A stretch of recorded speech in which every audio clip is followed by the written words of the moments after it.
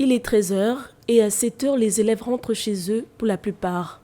Comment appréhendent-ils l'usage du masque à l'école? Je la porte régulièrement quand je suis en classe et quand je sors pour manger, je l'enlève, je le mets en attente. En fait, j'ai 2 bavettes dans le sac parce que peut-être celle-ci, ça peut se couper et tout ça. À l'école, c'est après 4 heures qu'il faut enlever. En fait, il faut déjà prévoir 2 ou 3 max par jour.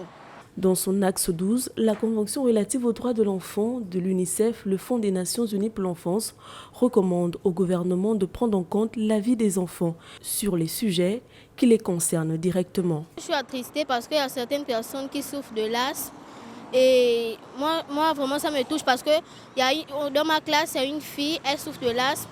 Et maintenant, quand on l'a demandé de porter la bavette, elle s'est étouffée et tout. On l'a emmenée à l'infirmerie et on a appelé ses parents. C'est pour ça que moi, quand le prof vient, je préfère mettre la bavette et quand il sort, j'enlève la bavette. Au Gabon, les décisions prises au sujet de l'enfant se font sous le regard de l'UNICEF, qui d'ailleurs a réitéré dans une interview accordée à Gabon 24 les bons gestes contre la Covid-19. Chez les enfants de moins de 5 ans, il n'est pas recommandé, par exemple, l'utilisation de masques. Donc, ce qui veut dire que tous les enfants au niveau du pré-primaire, par exemple, en seront exemptés. À partir de 6 ans, effectivement, il y a des variations. Donc, on a un groupe 6 à 11 ans où, effectivement, il y a des masques qui doivent également être adaptés et être utilisés dans des conditions tenant compte, par exemple, de budget, de famille, mais aussi des raisons sanitaires.